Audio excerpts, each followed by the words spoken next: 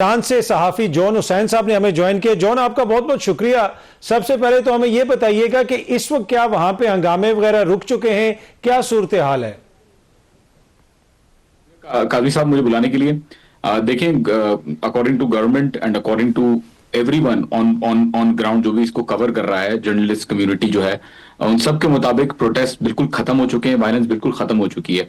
IRIB जो broadcasting authority है Iran की, उसने 3 दिन से कॉन्स्टेंटली वो जो है वो पोस्ट कर रही है, बता रही है कि 24 आवर्स से कोई वायलेंट या कोई ऐसा इंसिडेंट नहीं हुआ। और 24 आवर्स मतलब 1 दिन, 2 दिन, 3 दिन। तो पिछले 3 दिनों में कोई प्रोटेस्ट या कोई वायलेंस रिकॉर्ड नहीं की गई, क्योंकि सारा डेटा उनको जाता है। लोकल जर्नलिस्ट और ऑर्गेनाइजेशंस जितनी भी हैं वो सब उनको डेटा भेजती है। तो कोई रिकॉर्ड प्रोटेस्ट का पूरे ईरान में इस वक्त नहीं है। तेहरान में भी मैं ऐसे ही देख रहा हूँ। तो आप खुद तेहरान में हैं, आप खुद जॉन, आप भी तेहरान में, आप बाहर निकले होंगे, आपने क्या देखा? स्ट्रीट पे क्या सूरत हाल है इस वक्त?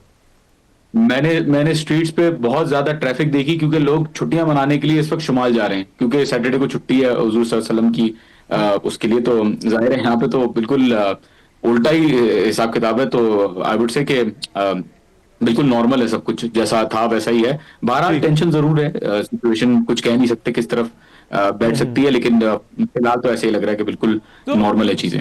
जो आम लोगों से जब आम लोगों से आप वहां पे इंटरेक्ट करते हैं, तो जो वो शाह ईरान था, उनके बेटे अमेरिका में बैठे हुए, उनकी वापसी की बातें होती हैं, क्या उनकी कोई ग्राउंड पे सपोर्ट है? अवाम उनको चाहती है कि वो वापस आ जाएं?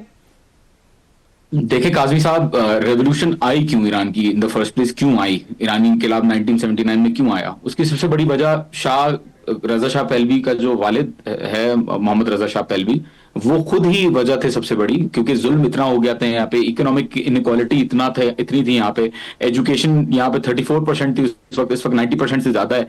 तो खुद से लोग परेशान थे शाह से, और उसका बड़ा एक्सपीरियंस बुरा रहा है ईरानियों के साथ। और ईरानी नहीं चाहते शाह को या उसके बेटे को वापस लाना। इनफैक्ट लोग बात भी करना शाह के बारे में, बात भी अगर आप करें तो लोग पसंद नहीं करते। और अगर कोई कर भी दे तो हो सकता है, खदशा रहता है कि भाई मैं अगर किसी ईरानी से बात कर रहा हूं तो ये ना हो कि वो मुझे कोई जासूस समझ बैठे और पुलिस को फोन कर दे। तो ये एक प्रॉब्लम यहाँ पे जो है वो रहती है, और कोई शाह का यहाँ पे सपोर्ट।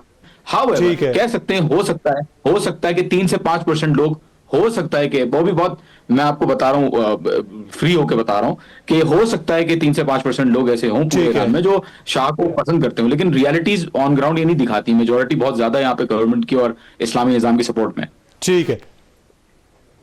अच्छा, ट्रंप साहब की जानिब से मुसलसल ये भी कहा गया कि जी ईरान के ऊपर हमला भी किया जा सकता है, ये भी हो सकता है, वो भी हो सकता है।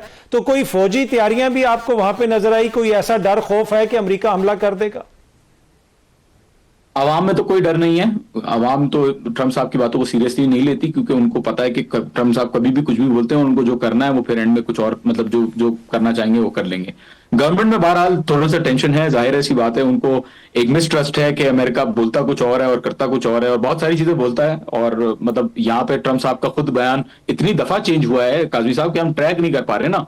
देखिए, उन्होंने पहले बोला प्रोटेस्टर जो है वो स्टैम्पीड में मारे गए, फिर उन्होंने बोला कि नहीं हम आ रहे हैं, फिर उन्होंने बोला नहीं नहीं यहाँ तो कुछ नहीं हुआ, फिर उन्होंने दोबारा बोला नहीं अब जो है वो हो रहा है, फिर एग्जीक्यूशन। अब फाइनली उन्होंने बोल दिया कि नहीं नहीं मार रहे ईरानी जो है उनको। तो बड़े मिक्स सिग्नल्स आ रहे हैं, लेकिन ईरान ने अपनी प्रिपरेशंस पूरी रखी हैं। कल रात को जो एयर स्पेस क्लोज किया था, बिल्कुल खदशा था कि अमेरिका शायद इस वक्त भी झूठ बोल रहा है और अटैक कर देगा। बहरहाल ट्रंप साहब का बाद में बयानिया आया, ऑफिशियल को बताया कि यहाँ हम अटैक नहीं करेंगे, आप बेफिक्र रहें और आप रिस्ट्रेंट शो करें। जिसके बाद सूरत हाल आई वुड से बेहतर है, लेकिन अभी भी गवर्नमेंट और मिलिट्री यहाँ पे तैयार हुई भी है कि किसी भी वक्त हमला हो सकता है, और उसके लिए बिल्कुल तैयार रहना है। प्रोटोकॉल जो स्टैब्लिश किया गया वो यही किया गया। अच्छा, ये जो आप कह रहे हैं कि तैयार रहना है, अगर खुदा न खास्ता वहां से हमला होता है तो आगे से क्या अमेरिकी अड्डों को निशाना बनाने की बात होती है? किस किस्म की कार्रवाई ईरान कर सकता है? वहां पे क्या कुछ रिपोर्ट होता है? देखिए, ईरान इसराइल को भी अटैक करेगा। ईरान जो है वो कह रहे हैं कि स्ट्रेटेजिक बेसिस जो अमेरिका के हैं यहाँ पे, एन अल असद बेस है, अल उदैद एयर बेस है, प्रिंस सुल्तान एयर बेस है, इन पे भी ईरान जो है वो डायरेक्ट हमला करेगा। USS कैरियर्स जो हैं इस वक्त अरेबियन सी के रीजन में, उनके ऊपर भी ईरान अटैक करेगा। और जो उनकी US का जो कार्गो जाता है स्ट्रेट ऑफ हॉर्मुज के थ्रू, उसको भी डायरेक्टली अटैक करना शुरू करेगा ईरान। तो ये सारी प्लानिंग जो है वो ईरान ने की हुई है, जहां तक नजर आता है रिपोर्ट्स के थ्रू। ये सारी प्लानिंग ईरान ने की हुई है, और I think that they are very serious about it. ठीक है जॉन, सो शुक्रिया, थैंक यू सो मच हमें ज्वाइन करने के लिए। आप सुन रहे थे जी सहाफ़ी जॉन हुसैन तेहरान से हमें बता रहे थे कि ईरान ने किस किस्म की तैयारी की हुई है, अगर अमेरिका की जानिब से उनके ऊपर अटैक किया जाता है तो जवाब भी दिया जाएगा। और इस वक्त वो ये बता रहे हैं कि वहां पे सूरत हाल काफ़ी बेहतर है, पहले हंगामे वगैरह होते रहे, फसादात हुए और उसकी बुनियादी वजह आपको पता है कि महंगाई के खिलाफ ये एहतजाज था, पर इस वक्त जो सूरत हाल है वो अंडर कंट्रोल है और हुकूमत के खात्मे की जो खबरें जिस किस्म की आती रही मगरबी मीडिया में, उनमें सदाकत नहीं है। एक छोटी सी ब्रेक लेते हैं जी, ब्रेक से वापस आएंगे तो गुफ्तगू के सिलसिले को आगे बढ़ाएंगे।